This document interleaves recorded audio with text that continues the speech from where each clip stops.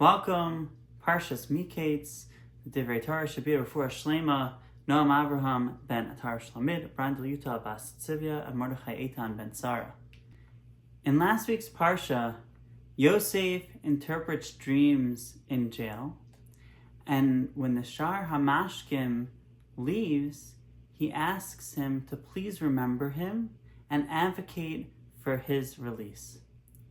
Because Yosef relied on the Sar HaMashkim, he was punished, the Midrash tells us, for an additional 2 years. And that's what this pasuk is saying, Vayhi Miketz Shnasayim Yamim. But wait a minute. Why was he punished when he was merely doing his Hishtadlus? We're not supposed to rely on miracles.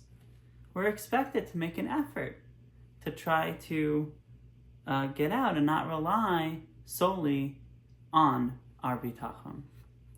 So the Beis Halevi and the Rashash explain that while it's true that we're required to engage in Hishtadlus, the level and nature of that Hishtadlus depends on one's personal level of Bitachon. For most people, asking the Sar HaMashkim is perfectly acceptable Hishtadlus. And we should do that. But for Yosef HaTzadik, he was on a spiritual level, such a high level of bitachon, that he didn't even need to ask the Sar HaMashkim. So because of this, we see that there are different levels of Hishtadlus depending on the level of one's bitachon. Rav Moshe Sternbach, in his Sefer Tam V'Das, brings a beautiful explanation from Chacham of Volozhin regarding the conversation between the Sar HaMashkim and Pharaoh. He starts with a parable, with a mashal. A wealthy individual falls ill, and the best doctors are summoned to heal him, but to no avail. They couldn't figure out what was wrong with him.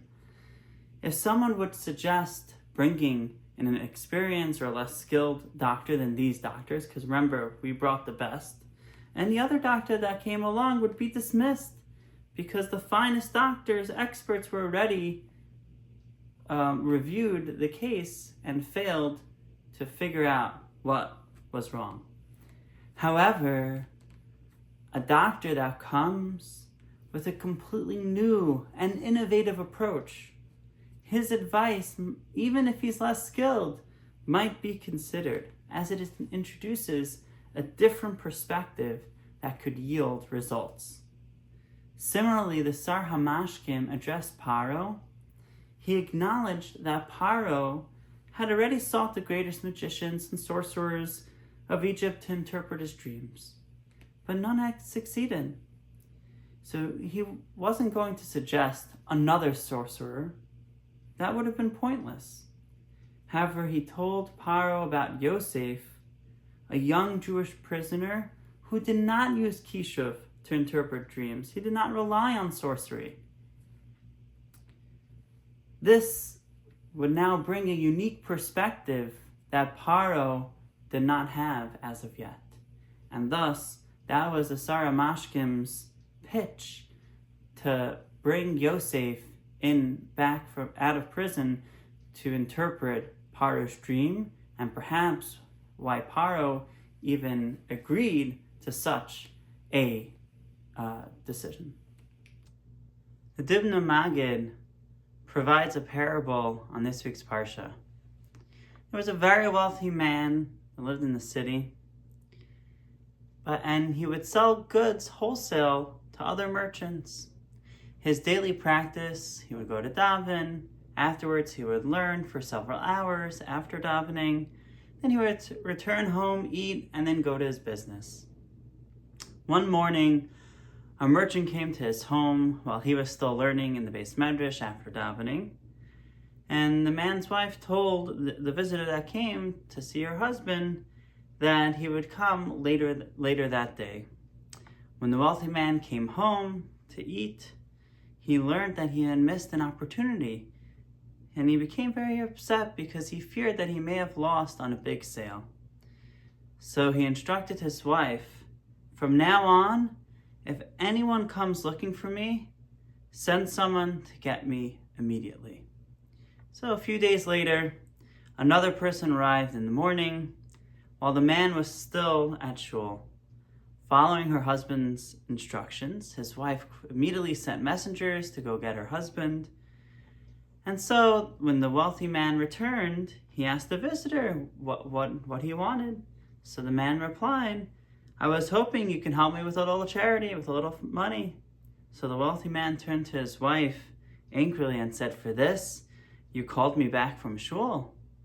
So his wife responded, "But you told me explicitly to call you if someone comes looking for you.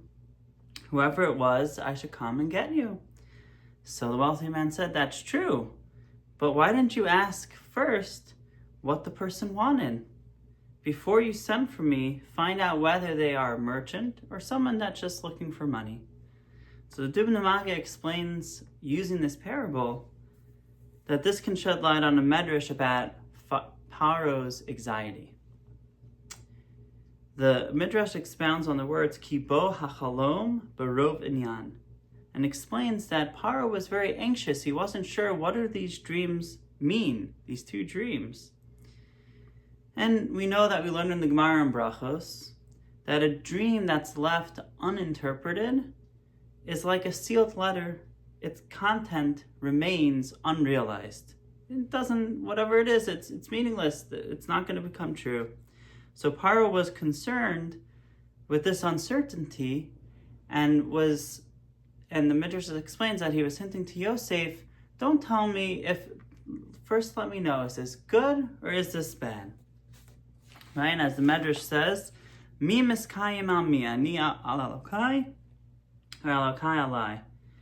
Who will prevail, me over my God or my God over me?